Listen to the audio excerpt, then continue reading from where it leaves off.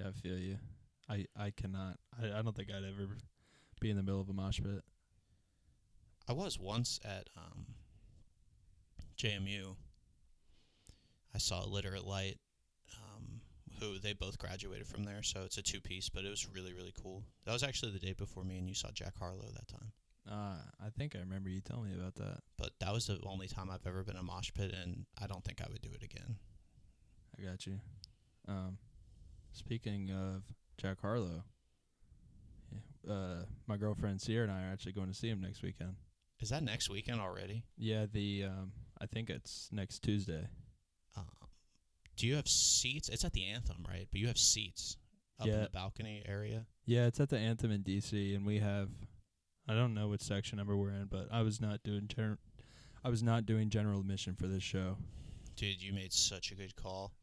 I think I kind of touched on this with you before, but when I saw Beach House there, it was just ridiculous.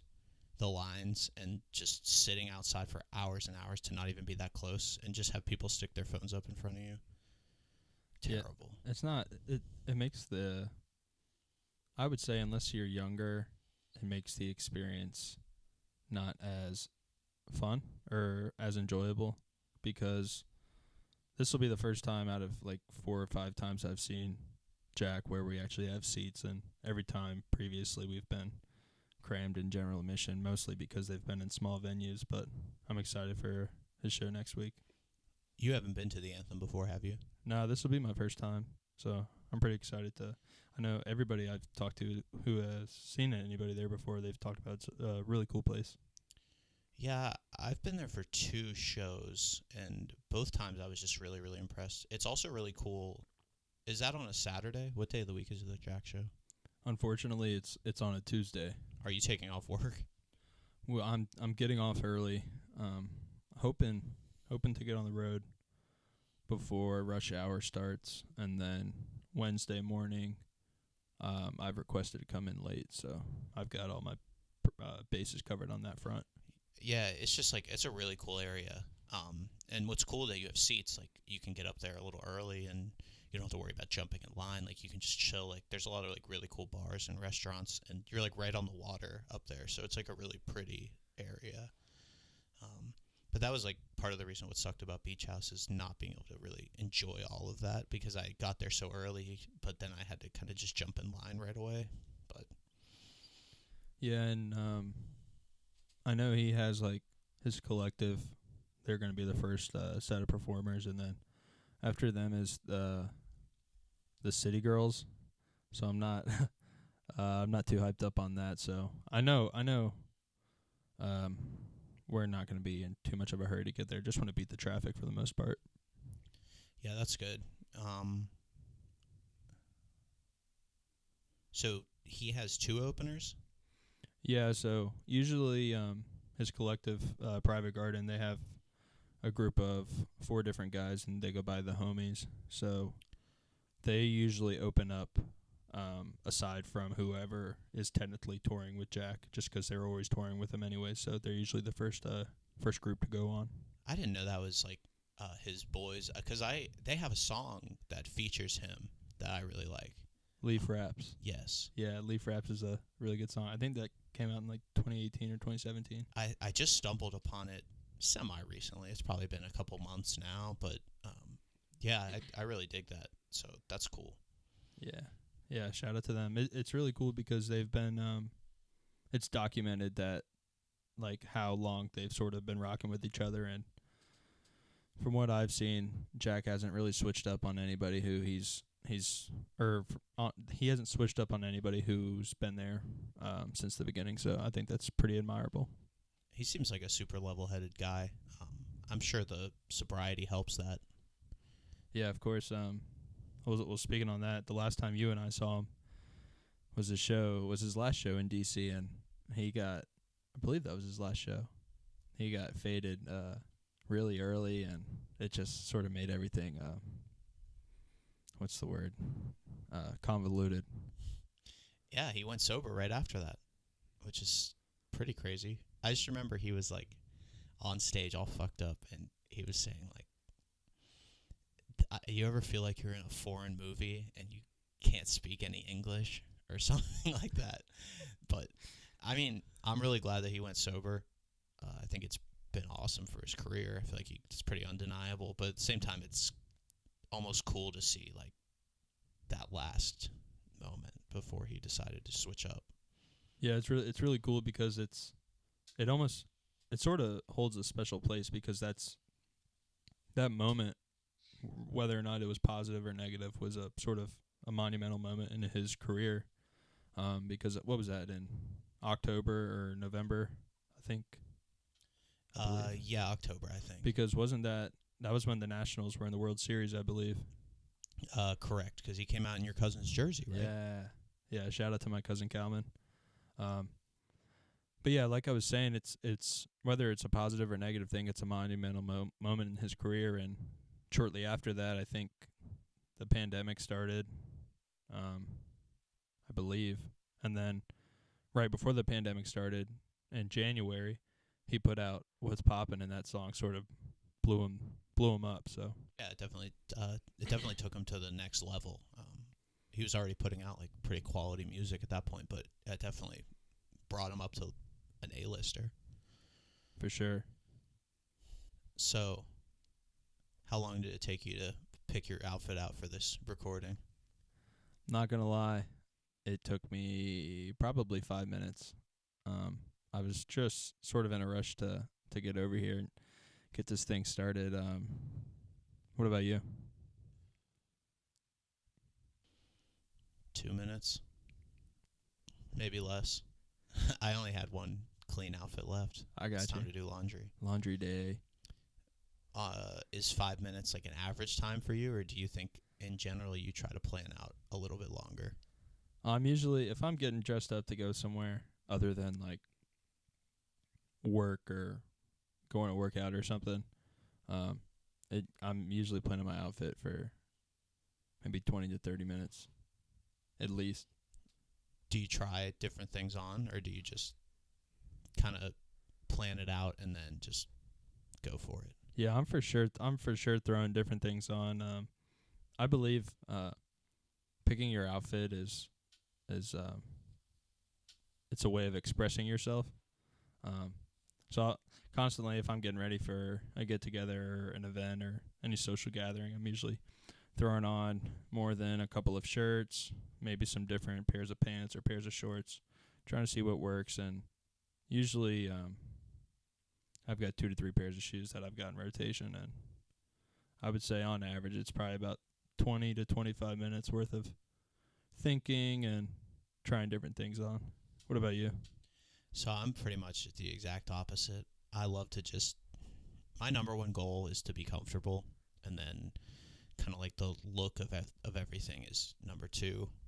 But that being said, I don't want to come out like looking like an idiot. You know what I mean? So Yeah, I got you. there's definitely thought put in. It's not just complete like first thing I see I throw on. But yeah, my number one priority is just always comfort. So very, very rarely will I have anything other than just like a sweatshirt and shorts on. Yeah. No, I feel you, and I think that sort of that feeling of comfortability I also get from trying on numerous outfits because I want to be comfortable in what I'm wearing. Not necessarily like cozy comfortable, but if I've got a fit on that I feel like isn't really going with my how I'm feeling to express myself that day, I'm not going to be very comfortable. Yeah, I definitely understand what you're talking about with that. Yeah, that and also like definitely just like actual physical like comfy coziness. But yeah, I mean I try to like buy things that make me comfortable both ways. Like something I feel comfortable. Like generally speaking, I'm more into like a baggy or like bigger clothing. You know, I don't like anything to fit me too well, I guess is the word, or too tight. But I definitely don't like look down on people or like make fun of people for wanting to express themselves with that way. It's just not really my thing personally. But I guess in a way it still is because I'm still trying to give off a certain vibe about myself. You're expressing that you like to wear comfortable clothing or more oversized clothing, and I know when I was younger, I was always rocking. I was always wearing shirts that were too big for me. Sort of like when Soldier Boy came out and he was wearing like the 3X Pro Club white T-shirts. Like there's photos of me younger wearing polos that are like 2 times bigger than what I should be wearing, and I've got shorts down to like my calves or my mid calf. And going through high school, I think I got more into like wearing stuff that I feel like wasn't oversized because I thought that was a goofy look on me. And then recently I've gotten back into wearing more. I like the oversized T-shirts and a little like a baggier T-shirt. I like the way that fits, and I don't know, it's nice. Yeah, and I also just love things that I can just wash and dry. Like, I feel like I have so many clothes I have to hang dry because I can't have them shrink. So I like to buy stuff like super oversized so I can just toss it in the dryer, make it a little bit easier.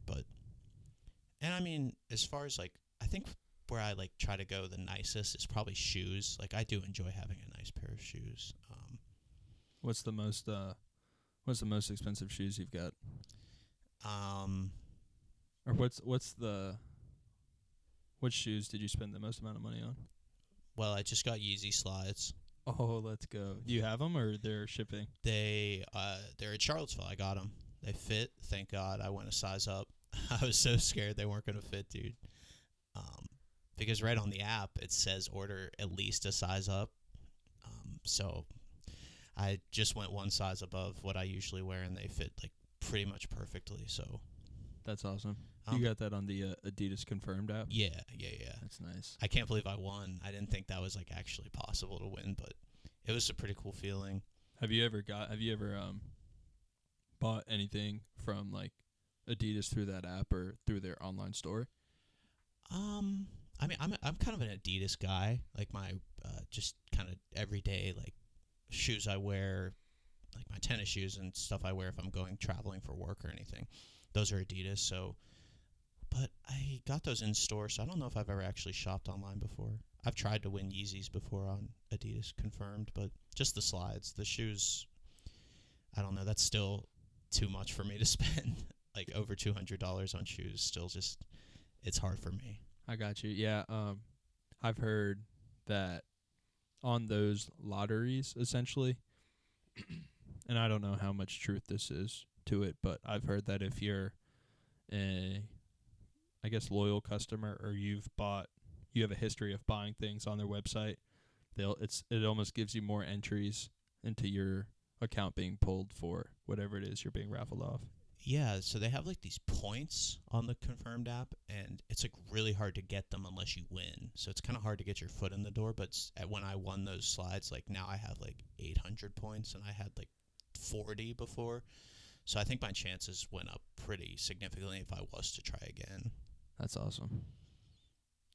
But yeah, I mean, I guess like $70 to $80 is probably like what I would spend on shoes. Maybe 100. Yeah. But I don't know. I guess just like I like to buy things that are nice but not too expensive. I gotcha. Yeah, when I was in high school, that's when I bought my most expensive pair of shoes. $170 on a pair of Jordan 11 lows, the Breads, black and red lows. One thing about spending that amount of money on a pair of shoes is it's tough to bring myself to want to wear them all the time. So I don't want to get dirt all over them or get them scuffed up or have somebody stepping on them or anything. So it's almost, I don't know. Looking back on it now, I don't really regret it because I was pretty good at like saving my money growing up, and I had never really spent money on, I guess, an impulse buy like that before. That's like my first real impulsive purchase. So looking back on it, I don't really regret it. Plus, it's the only pair of Jordans I own, and I can't really see myself buying another pair at this point in my life. So they still fit you? Yes. That's what matters. I feel like as long as you're at the age like where your feet aren't going to grow anymore, it's okay to start investing in shoes, even if it's like while you're younger, because you still have them now and you kept them nice, I assume. So they're still kind of a tool in the toolkit, if you will. Yeah. I would say I've kept them on ice. I've probably worn them maybe less than 20 times, and I think I bought them probably in 2015 maybe. I'm about due for another pair of shoes. I don't know what's next for me, but the Yeezy slides, they're pretty cool and they're very comfortable. So it definitely is right on cue with everything else that I like to wear. So I was happy about them. Yeah. I had a friend try to sell me. He had a pair of Yeezy slides he was trying to get rid of, but he wasn't going to sell them to me for retail, so I wasn't feeling. He was trying to make a little money on me, but I wasn't feeling it. I could see myself getting a pair eventually, though. They do look really comfy, and I've only heard good things about them. What's crazy about them is like how they're like. I feel like they're wearing like platforms because you're so high off the ground. Like I feel like I got like 2 inches taller wearing them, but I haven't really gotten a chance to wear them out and about because the day I got them, it was pouring down rain. So I'm definitely gonna wear them. You know what I mean? Like I'm not gonna like just stow them away, but I didn't want the first time I wore them out to be like wet and muddy. So they're still boxed up in my house. Yeah, plus $80 plus $80. To me, that's a pretty good price. I feel like now if I'm going out and I'm buying like a new pair of running shoes or something, I know I'm gonna spend at least like probably $120 on them. And even in high school, when if I needed a new pair of basketball shoes or something, before the season started, I knew I was gonna spend probably upwards to like $140 on a pair of shoes. So $80 to me is a pretty good price. I think the cheapest pair of shoes I've bought and that I wore a bunch were these Reebok Classics, and they were all white with gum bottoms, and those things were so comfy. They had like a cloud foam sole, quality shoes, and it was like one of the best come ups I've ever had on a pair of shoes. I think I remember those shoes. The reason I like don't feel weird about spending $70 on slides is that if I'm not traveling for work, I'm working from home. So the majority of like my day-to-day activities and everything, I'm kind of just like slides is what I wear for the majority of the day. So I feel like I'm going to get a lot of use out of them. And if they actually like age well and don't wear out too fast, I think it was going to be a quality purchase. Yeah, I mean they're almost like slippers at a certain point, which is cool. Plus, like I said, I've heard they're really comfortable, so I could definitely see myself doing the same thing, just wearing them around the house. What's the most expensive article of clothing that you've ever owned? Is it the Jordans, or did you pay more for a sweatshirt or anything? I think it's the Jordans. I think it has to be. I think the most I've spent on a hoodie was $90, and it was really comfy. It was a Yeezy Gap hoodie, super comfy. I think it's called the Perfect Hoodie.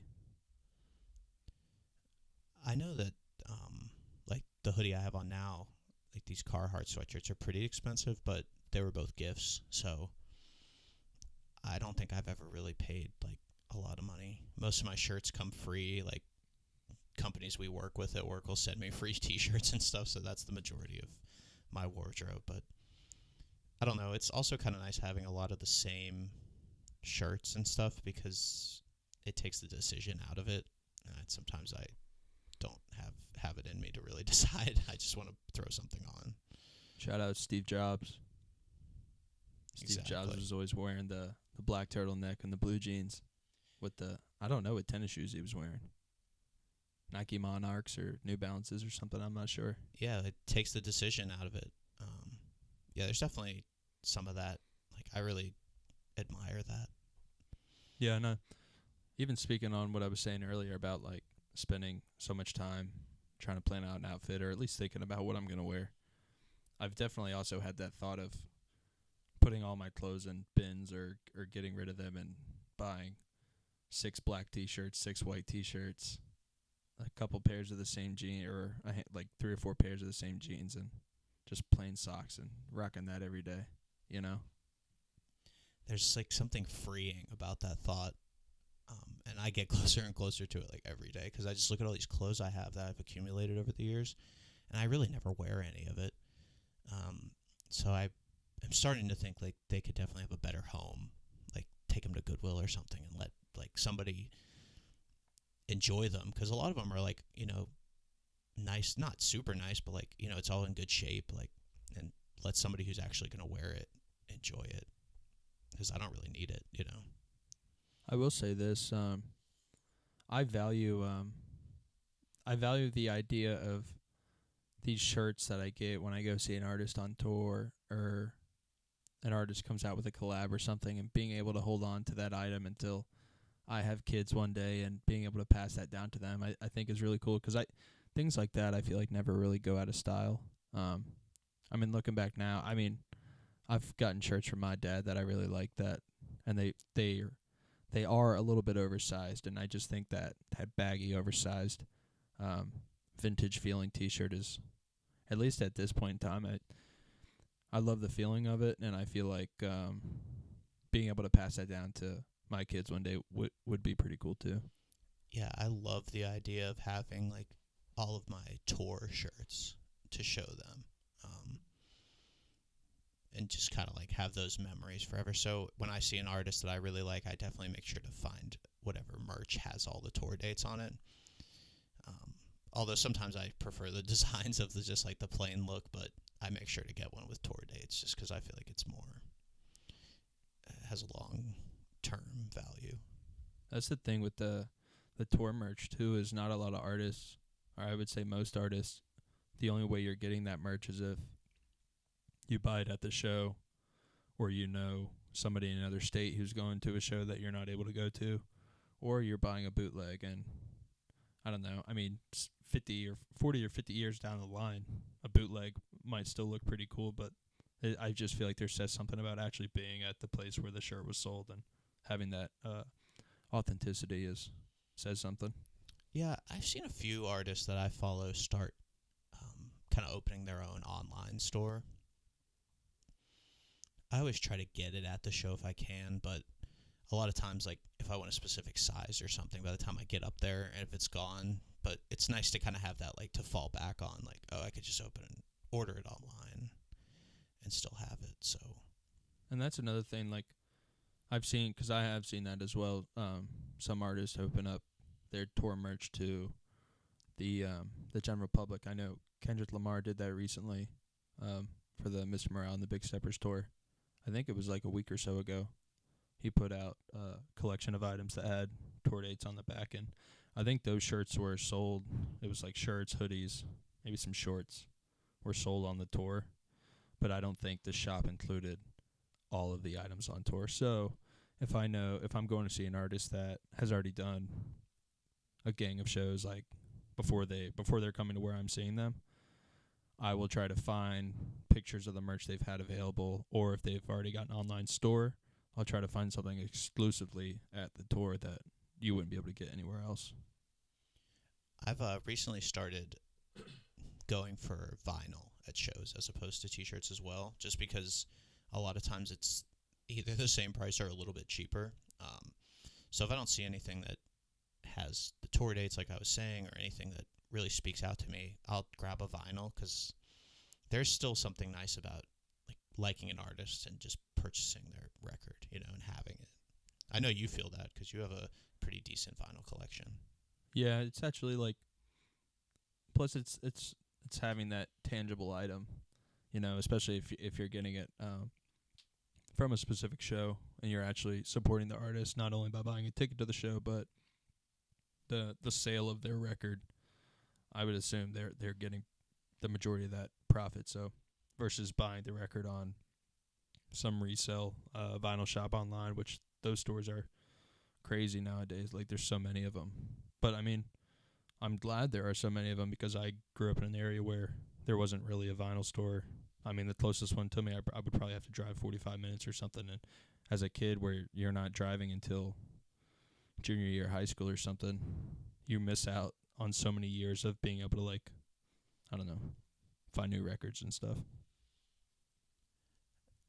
Yeah, I remember there was a pretty cool vinyl shop in Blacksburg. Did you ever go to that one? Yeah. I checked it out. I can't remember the name of it, but I went in there a few times. I'm not sure if I ever bought anything, though. They sold like vintage cameras and stuff too. It was a pretty cool shop. Yeah. Shout out that place. Sorry, we don't know the name. Yeah.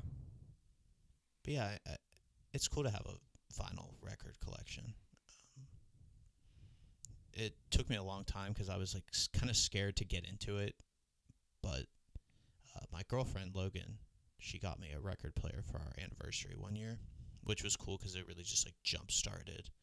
I was like, okay, let's do it. Let's get into it. So now I try to get one at shows I go to, and I picked up a couple from just like Barnes and Noble and stuff when I see ones that I really like. But yeah, overall I try to get them at the shows. Another thing I like to do is if the opener is good, I'll buy their CD. Most of the time they're like $5 to $10, and I feel like for bands that don't have a established following, it's a nice gesture, and I also really enjoyed the music, so it's not like I'm just doing it out of pity or anything, you know what I mean? Like, if they impress me, I like to get it. Yeah, I feel you. What would you say is, well, what's the last vinyl you bought, or what is your out of your collection? What would you say is like your favorite or your most prized at the moment? The last one I bought, the Beach House album, Depression Cherry, came out on vinyl again, like repressed. So I snagged that up really fast because those come and go really quick. So they were gone within like 3 or 4 days. So I grabbed one of those. Most prized, I don't know. It's really tough. I do have the latest Beach House album, and the reason that one was cool and holds kind of a special place is I got it when it came out. So it had that feeling of like this record came out and I went and bought it. You know, it's not an old Led Zeppelin album that's been around for years. Like, it was brand new and I saw it and bought it. So that kind of had some cool feeling to it. Yeah, I got you. Yeah, that feeling of going out and buying an album is pretty refreshing. Did you buy it in stores, or was the vinyl, like when the album came out, was the vinyl already available on like the band's website? I got that one online as well. But was it immediately when the album came out they had it available? Yeah, they had it available. Oh, that's awesome. I think like you could even pre-order it, which I didn't do, but yeah, I'm not sure. But yeah, it was just cool to get something, like kind of grab it as it's still like brand new, you know. It was just a kind of a cool feeling to own something, an album, as it came out, as opposed to just like hearing it 1,000 times and then buying it.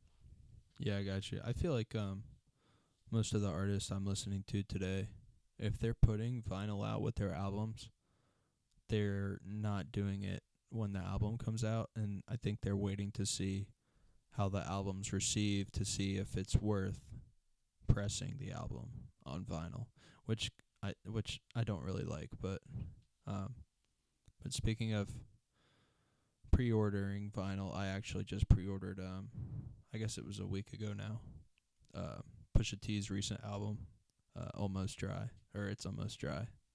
To me that's my rap album of the year. Really love that record, produced by Kanye West and Pharrell. Yeah, I loved it. I've only listened to it all the way through 2, maybe 3 times, but really good album, and that's a good one to own. That's a really cool one to throw on. Yeah, I feel like I find myself playing that album like almost once a week, either throwing it on shuffle or listening to it start to finish. Really great album. I think a lot of people are, in terms of rap albums this year, I think a lot of people have already forgotten about it because there's a lot of artists have dropped albums this year, and that album sort of came out at the start of the year, I believe. But yeah, great album. Yeah, I would say for the last album I purchased and I have now, aside from the one I just pre-ordered, I bought Mac Miller's Macadelic mixtape on vinyl, and it was a 10-year anniversary. I bought it off his website. It came with a Macadelic tour shirt, so I was pretty hype on that. Love Mac Miller. For my favorite vinyl that I have, I would say it's probably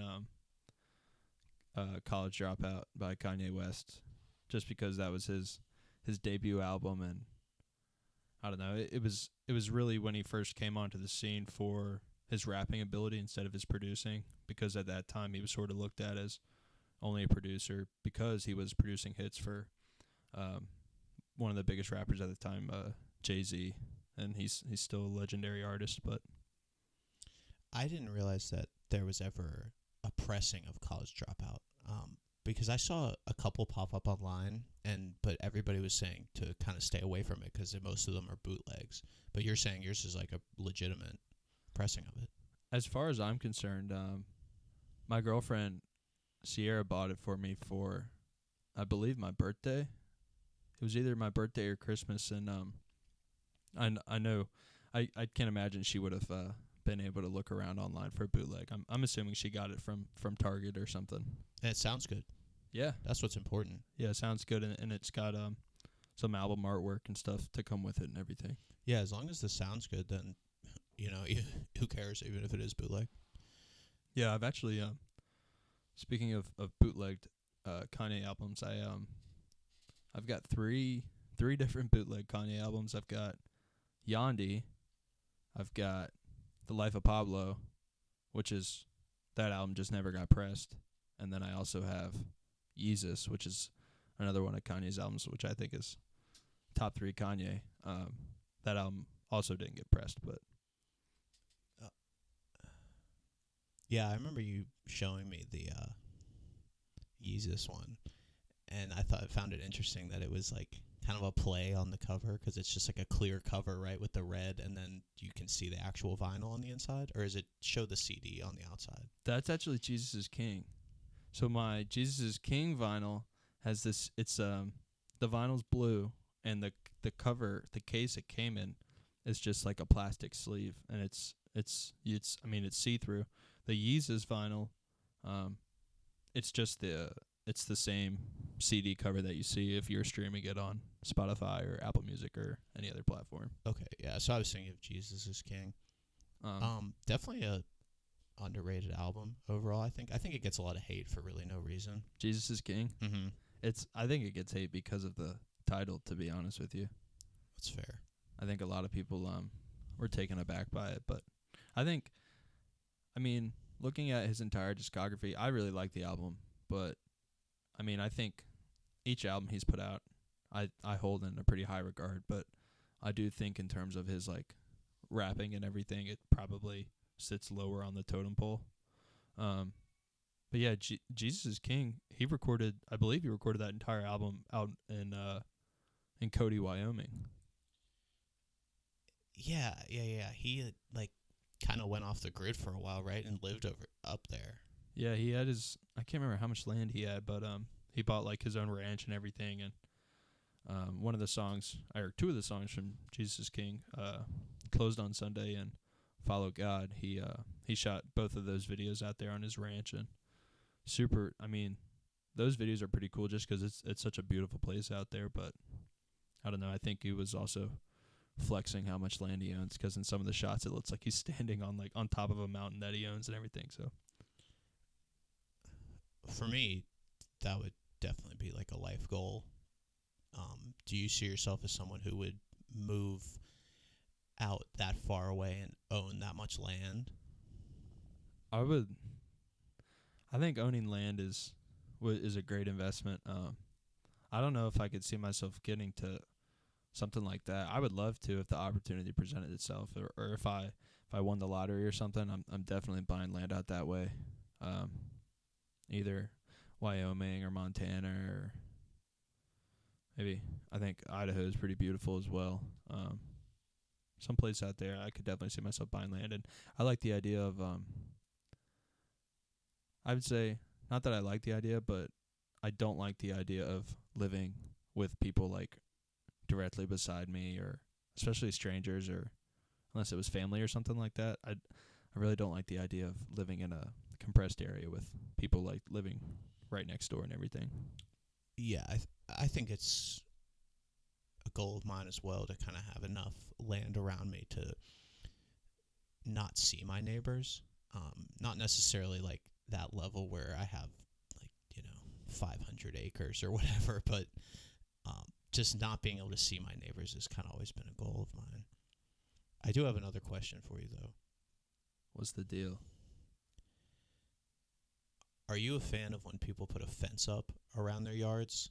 Say it's like a kind of a semi-crowded neighborhood, not one where all the houses are inches away, but one where you have enough land that you don't really need a fence, but you put one there anyway.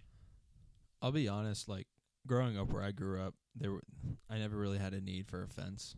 Um, the only time we've ever had a fence is we had an invisible fence for our dogs and stuff, but I never really had to put up a fence for privacy or anything like that. But I do think if I lived in like a suburban neighborhood or a subdivision or something like that, I could see myself putting some form of privacy barrier up. But I also just don't think it looks that appealing. And I guess it depends what kind of fence you have. I wouldn't even say I'm a fan of like white picket fences or anything. I feel like growing up, I would always hear about like, I don't know, having a nice kept after lawn with a white picket fence and like this, I don't know, not sure how to describe it, but the stereotypical nice house and everything like that, if I'm making any sense. But yeah, what about you? See, I don't know. I see like some of my neighbors here because I'm staying with my parents right now. Um, there's some neighbors around here that have fences around their yard, and I never really thought that would be something that I would want to do, but the more I think about it, it is kind of nice. I'm not a fan of when people like put those really tall fences up to like completely block out everything, but just like like the classic kind of farm fences, I guess. I think it's a nice look, and it gives you a little bit of privacy. But I think more than anything for me, I just like the way it looks. Like it makes everything a little bit classier, almost like gated in a way. Yeah, I've heard that like having a fence can increase your property value. Um, I don't know. And the thing with those fences that almost act as walls or like for privacy and stuff, I don't think I would like the feeling of being boxed in like that, looking at a fence as a wall. Like when I'm driving on 66 or something, and I see those like big retaining walls that are supposed to block out sound, and I can see houses on the other side. I could not imagine seeing myself living in one of those houses. I could never live next to a major highway like that. I need a little bit of side streets between me and any kind of major road, but especially something like 66 where you have to build a wall just to keep the sound out. I just feel like you would never get really any like true peace, like that, just that really like quiet feeling. You have a bit of land around your place now, right? Yeah, my girlfriend and I we bought a place a few months ago, and it's a 2-acre lot, and that's the thing. I mean, I see people, they'll fence their property boundary, but for us in our case, we pretty much have a tree line that runs our entire property boundary. So we have that like natural looking fence. I mean, I guess it sort of acts as a fence or a line of some sort, but the fact that it's trees versus just fence, I like that aesthetic a little more, and I think I do think it looks nicer than just having like fencing along the way. Plus, with fencing, it sort of adds more work for your cutting the grass and string trimming around the fence and stuff. It adds a little more versus just being able to go straight over the line with your lawnmower or whatever you're using to cut the grass with. One of the pros of living in an apartment, me and my girlfriend have an apartment in Charlottesville, is there's no upkeep as far as the lawn, but we do lose having a yard. I miss having a yard because we had one in college, and I miss that for sure. But Luckily, we're still pretty private. Our balcony is facing away from the parking lot, whereas some people like living on the other side of the building, their view from their balcony is just the parking lot. So thankfully, and you've been to my place, so you've seen kind of the view from it. Thankfully, it's still pretty private, but yeah, I definitely cannot wait to have land. So that's a life goal that hopefully comes true soon. Yeah, I'm sure. Well, plus you have a nice view. You have like a nice little mountain range view too. Yeah, I can't complain about the spot we're in now. It's a beautiful area. And like I said, it's still somehow pretty private, even though we're in an apartment building. We only got yelled at once by our neighbors, so it's going so far so good. Yeah, have you ever like driven through the town of Reston before? In Northern Virginia. Oh yeah. So I could be wrong, but I believe that's like the first planned or one of the first planned like housing communities in the country, I think. Like I said, I could be wrong, but I was actually working in that area today, and there's some pretty cool looking houses there. But I just go back to the same thing about like having your neighbors being able to like, because some of the houses, they have like trails that like paved walking, running, biking trails like throughout this one area, and some of the houses that are sitting right along that trail, they just have these big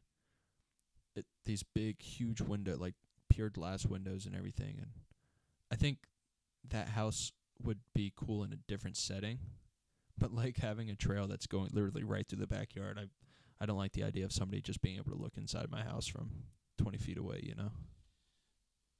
Yeah, and in an area like Reston and kind of higher end areas, my thing is, if I get to that point in life where I can afford like a nice big house like that with a big outdoor space and stuff, I'd want to be private. I wouldn't want to have to worry about neighbors if I'm at that point. You know what I mean? Like I would want to be able to have friends and family over and go late into the night enjoying like an outdoor space and not have to be like apologizing to people the next day and stuff. Yeah, I mean, you could take that $1.2 million or whatever you're going to spend that for a nice home there, and it could go a lot further if you live somewhere maybe a little further south or something, or just out of such an expensive area to live. And I think you would find more joy in having those amenities like a nice backyard and a little bit of privacy and patio space, deck space, things like that. I've never had a parrot, but I've had a buddy who, I don't know if it was a parrot or parakeet, but it was one of those birds that like talks and can repeat your conversations and things like that. How do you feel about parrots? I'm kind of like really big on parrots being able to talk. I don't think I would have one as a pet, but I've always kind of been astounded by the fact that they can speak. And I can't lie, I've definitely dug into it a lot more recently. Do you know like anything about parrots and why they can speak? I wish I did. I just, like I said, the only real experience I've had with a bird similar is one of my buddies. He had one, and I know I would go over there growing up, and the bird would say things like "shut up" and different stuff like that. That I guess it just picks up on conversations from whoever's around it. So from what I've kind of like gathered this far is parrots are naturally like super social animals. So they're going to try to build a connection with whoever they're around. And kind of naturally, like when they hunt for food, at least like this is just one breed of parrot, like the kinds you think of when you think of a parrot. They go out in groups, and the groups kind of develop their own language to be able to find out like where they are. Like, and when I say own language, I don't mean like they're speaking, but they're making the same sounds so that they can communicate with each other while they're like flying over the forest. So, what are they making regular sounds that birds make, or? Yeah, pretty much. I mean, you know, like how they like, you know what a parrot sounds like if it's just making its own like natural noise. I think so. Kind of like just kind of like a a bird call or something. Yeah. Yeah. What about the? Do you know anything about like? Because I feel like the colors of parrots. I feel like when I think of a parrot, I feel like they have vibrant colors. Yeah, for sure. I don't know much about like. I guess I could probably also tie into the fact that like as they're hunting for food in the rainforest, like being able to see each other and communicate because they're just very social animals. Yeah. And that's why they'll mimic human sounds if you have one as a pet because it wants to build that same connection with you as it has with other parrots. So essentially, it's just kind of bored and it wants to make a friend with you, so it makes the same sounds as you. That's neat. Yeah, I can't say I know much about parrots, but it makes sense to me. Because I don't know why else they would. The reasoning that you're explaining makes the most logical sense to me. Yeah, they're trying to build a connection, but what I found like really astonishing is like they can assign meaning to the words. So while they don't necessarily like understand, you can't ask it what the word hungry means. But if with training, you can teach it that if when it tells you it's hungry, you'll give it food. So now it understands to make this sound, which is just it's saying I'm hungry, and that it'll know that that's how it gets food. But to it's just making a sound to get food, but to you and to like listen to it is just saying I'm hungry, which I found crazy. Or if it wants people to get away from it, it could tell like one at a zoo could tell people walking by like just fuck off, just because it knows like that's a way to get people to go away from it. So the way it can assign meaning is like just crazy to me because like monkeys can't talk and Right. they're the closest to us. But if you think about like how close a bird is to us versus a monkey, but the bird is the one that can talk. That is really interesting because when you were talking about like it being able to associate words to true meaning, I started thinking of like dogs I've had, and they don't. The only way they can really communicate is if, and I guess there's a way to train them to communicate in other ways. But usually, like if my dog needs to go to the bathroom or something, it usually just looks at me and cries a little bit, and then I know he needs to go out and things like that. And I feel like most other animals, they don't really have another way of communicating unless you've trained them. I've heard of some other dogs. They have this thing called bell training, where you just keep a bell by the door. You just keep a bell by the door and train them to, when they need to go to the bathroom, they'll like hit the bell and let them go. But even then, they're not actually saying words, which I think makes a parrot pretty unique. And parrots are one of the only other animals to use their tongue to form sound. Like sound will come out of the parrot, and most animals it just comes out, I guess, kind of naturally is a way to say it, but they don't shape it with their tongue. The way we shape it with our mouth, but parrots are one of the only animals that do that. And that's like kind of, I guess, scientifically how they can talk. Because they share, like, as far as like their voice box and everything, it's the same as other birds, and it's pretty easy to tell like birds have a pretty crazy way of making sound. Like if you just think about the sounds a bird makes, just anything like a cardinal or anything, like the sounds it can make are pretty insane. So it obviously has to have a different voice box than like a person would have. And it's just like kind of all the anatomy of it is just a little bit different, but yeah. So knowing what you know now about parrots, would you ever see yourself having one in your lifetime, or? No. Me neither. I've heard that they just scream like all the time. And this is also kind of crazy. Do you know that parrots can live for like 50 years? I did not know that. So if you get a parrot, that's like you're going to have one for a long time. You have to commit to a 50-year. Like that's like if I had one now, I'd still have it when I was 75 years old. Yeah, I mean there's a high chance it outlives you, which is crazy. Do you know what kind of animal a parrot is? Like how It's a bird. Well, that was a stupid question, right? But I've heard of there are some turtles or tortoises where they'll live over 100 years old. That's like you get it knowing damn well that it's gonna outlive you. Yeah, which is really crazy that it's gonna outlive you. But what do you mean when Because what like a kinda turtle's a animal it is? reptile, right? Yeah, What's a bird? Just a bird? I think. I don't. When I started this, it made sense to me. But then when you said it's a bird, I'm like, are birds and reptiles their own thing? Yeah, I think So there's mammals, reptiles, and birds. Okay. That's fair. amphibians. What about like a pterodactyl? It's a dinosaur.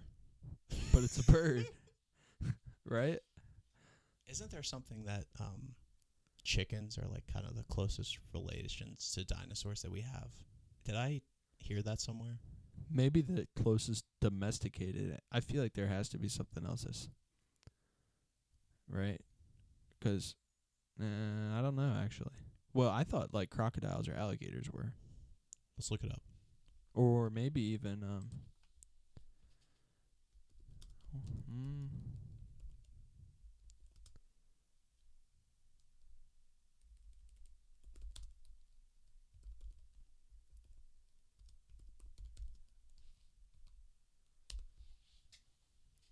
I'm on my Jamie shit right now. thanks, Jamie.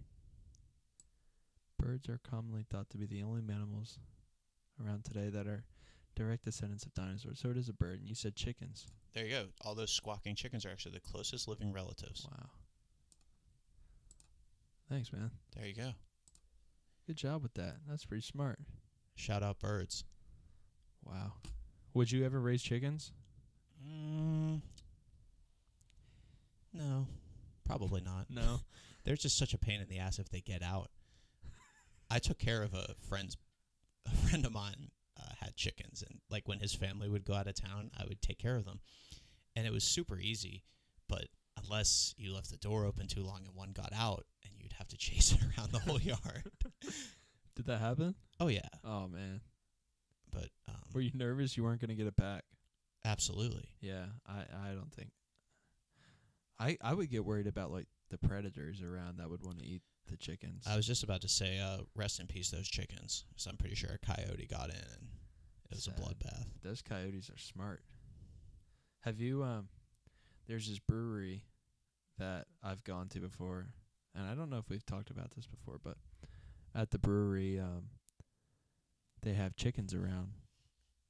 Do you know what I'm talking about? They have chickens around. Yeah. And they also have, and I think this was a dog that this was a dog that one of the employees or the owners of the brewery had. The dog got the chicken and it killed the chicken, and everybody was just mortified because the dog ate the chicken in front of everybody. So I don't want to cut you off, but I was there for that. Well, I think it's happened more than once. I saw it I was about 2 seconds away from seeing it happen. So it's Old Trade Brewing. Shout out. Oh, no, you threw him under the bus, man. I can bleep that out. But yeah, it's Old Trade Brewing. Cool brewery. It's a great place. Good beer. So these people walk in with this huge dog. And I see them come in, and I like notice that there's chickens walking around, and I just don't want to get this story wrong. So I'm there drinking beer, see the people walk in. I go inside to order another, use the bathroom, whatever. And on my way out, the people with the dog are just walking like the other way, like they're leaving. Dog's not on a leash. No, it is on a leash. It is on a leash, yes. So they're just walking out, and they look like pretty pissed off. And I was like, that was weird. They just got here. And so I come around the corner, and there's just this pile of feathers, dude, just huge pile of feathers. And I was there with my sister and a couple of her friends, and they were like, the dog ate the chicken. Oh, no. And then the owners of the brewery came out and started yelling at the people. Oh. And they were like, you need to pay us money because your dog just ate our chicken. Yeah, he took. Well, chickens lay like a lot of eggs, don't they? Yeah. And they were like, apparently it was like a big fight between the people with the dog and the owners, and they were like, you shouldn't have chickens walking around this brewery and allow dogs, which Valid. there's some truth to that. But yeah, man, I saw that happen, and I just wish I could have seen. I'm glad I didn't see the chicken actually get eaten, but I would have loved to seen the fight afterwards. And apparently they got into it about like the price of a chicken, because they were like, you need to pay us X amount of dollars, and then the person with the dog was like, well, chickens don't cost that much. Yeah, just go to the farmer's market and give them a whole chicken for $12 or whatever. But that is crazy because, well, I think it's a reoccurring theme because I swear it happened once when I was there as well. And I know you weren't there when I was there. But if that is the case, man, you'd really think they'd put those things in a pen or something. Yeah, they need to figure it out. That's why I couldn't believe when you started telling that story, because I thought that it was just something that I had told you before. But, I mean, it makes sense that it would happen a lot because it's dogs and chickens. And probably people not really giving a shit what their dog does, which is a pretty common theme. Especially if they're just drinking beer and hanging out with their friends and all that, you know? Yeah, they're not watching their dog. They're just, especially if it's like on a very long leash. Like, yeah, that's tough because I mean, how do you assess the value of a chicken? You know what I'm saying? If it's laying eggs for you, and you're getting X amount of eggs a week or whatever, and how long you've had that chicken for, and how many years did you have with that chicken left? You know what I mean? Because I feel like the numbers could get pretty high at that rate. Yeah, it seems like there's a lot of numbers involved. You need to take it to court, try to figure out what the actual value of this exact chicken that's now dead is. But I guess you don't know because it's kind of just a pile of feathers at that point. Pile of feathers. Yeah, man. That sucks. But maybe you should either not allow dogs or have. I mean, I love dogs. I would hate to see people not be able to bring their dogs to a brewery, but you can't have a brewery without dogs. Exactly. Well, but you could have it. I've been to plenty of breweries without chickens running around. Yeah, that seems like something that needs to be fixed. And I've never heard anybody complain about not being able to get scrambled eggs or anything at the brewery. Well, I mean, they can have chickens, just fence them off better than they do. No. Obviously, they're not fenced off right because they're kind of just roaming about, you know? Yeah, it's tricky. You have a dog. I do have a dog. Give him a shout out. Shout out to Guinness Boy. His Instagram is Pictures of Guinness. PITCHERS of Guinness. GUINNESS. Go follow that boy.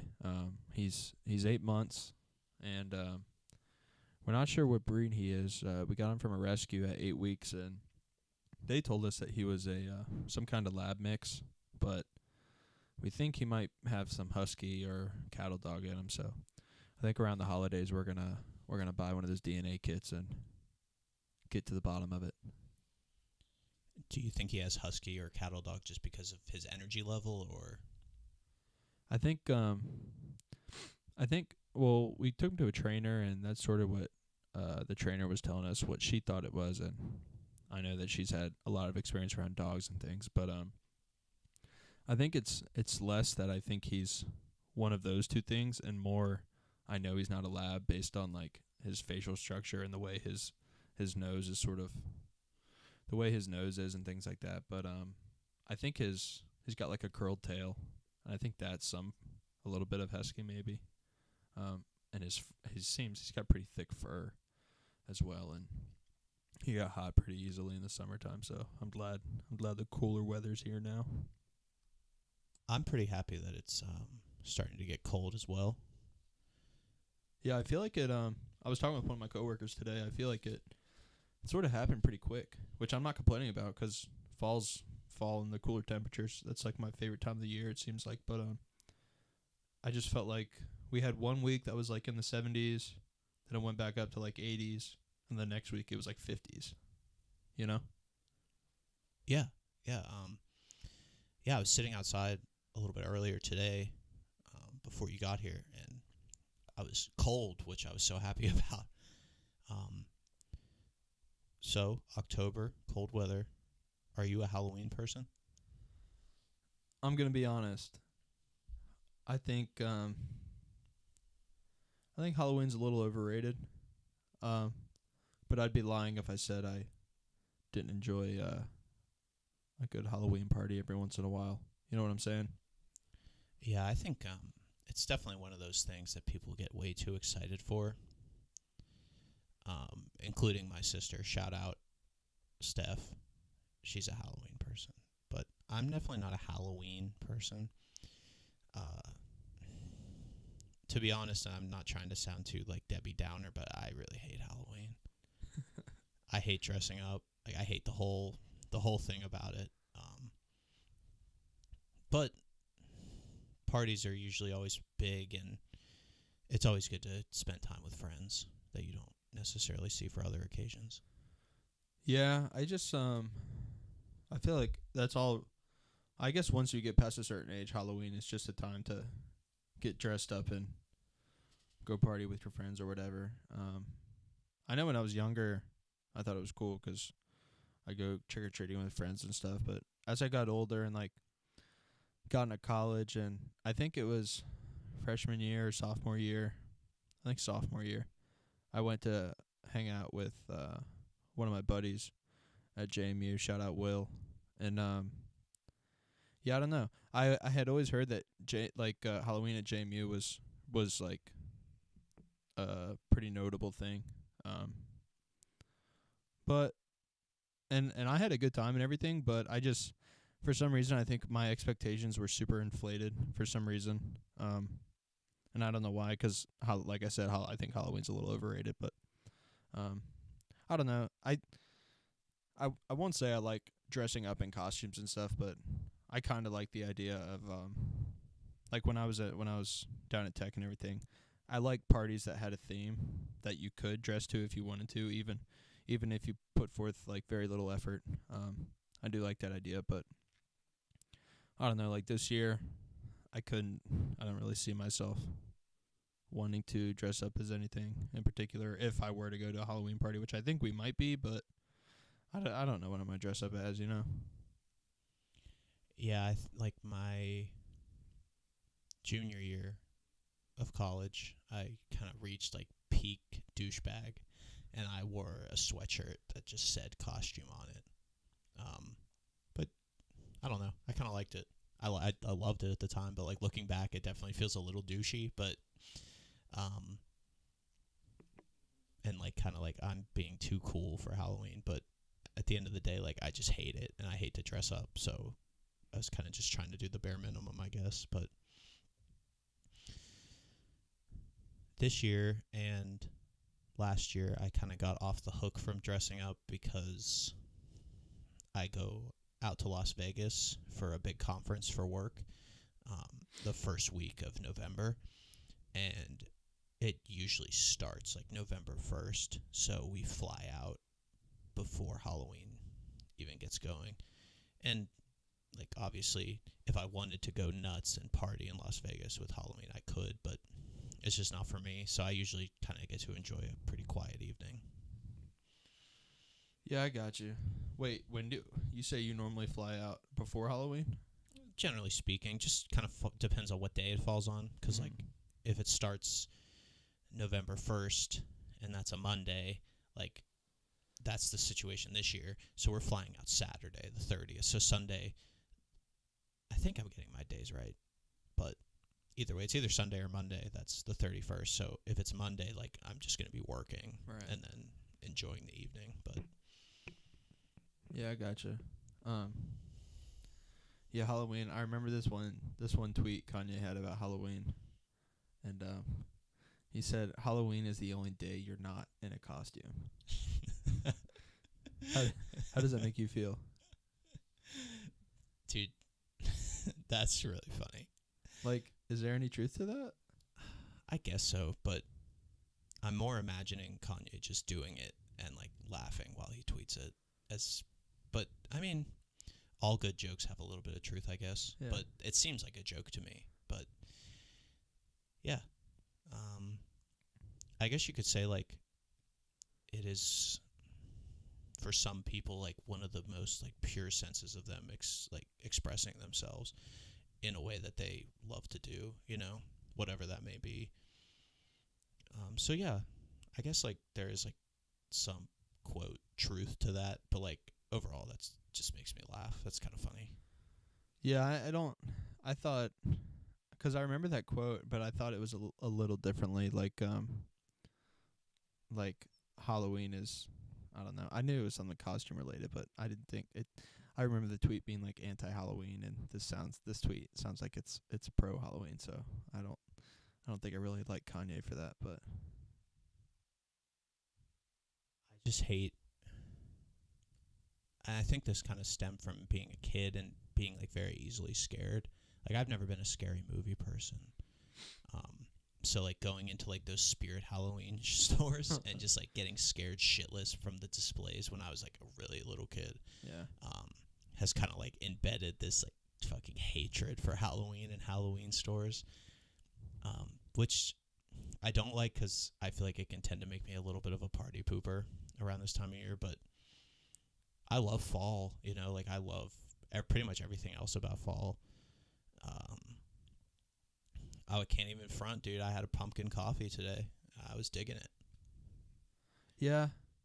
I would say the same. I had well, I don't drink coffee, but I know like pumpkin spice is huge around this time and everything like that.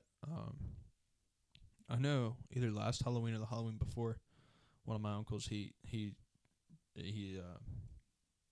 had been brewing his own beers for a couple of years at the time, and he made this one pumpkin beer, and it was pretty good from what I remember. But I think he also added, it wasn't cinnamon, but it was some kind of pumpkin flavoring powder or something. Right, something that is generally goes with pumpkin. Yeah, that you sort of, how with margaritas you like salt the rim or whatever. Right. I think it was something like that. Yeah. With the powder, but I just remember that being pretty good. But yeah, fall is definitely my favorite time of the year, and I mean after Halloween, then we got Thanksgiving and all that. Yeah, I love Thanksgiving, spending time with family. Always a good thing. And, I mean, I'm definitely a football guy, so this time of year definitely speaks to me in that way.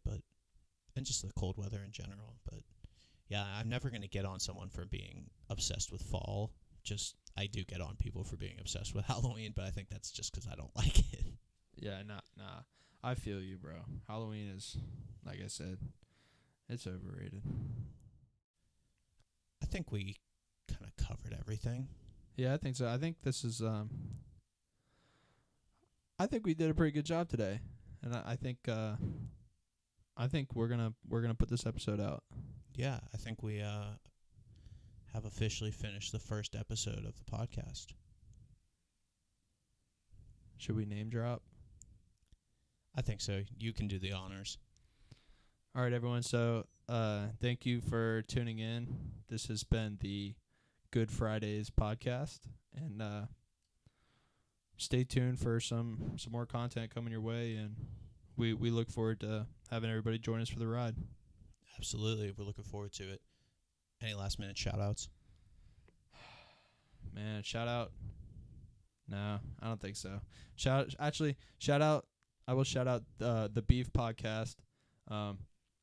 Four of my boys started this podcast a few weeks ago, and I think it's 4 or 5 weeks ago now, and I know it motivated me to sort of get me and CJ thinking that we needed to get our podcast moving, because I know he's been wanting to do one for a few years, and them getting theirs going, and they're doing it in a pretty professional manner, really motivated us to want to do the same thing. Yeah, shout out those boys.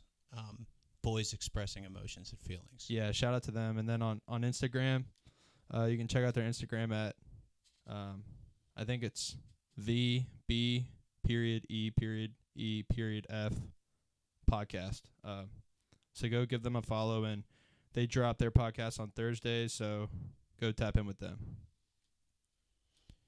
And shout out to PFT with this last line. Love you guys. Peace.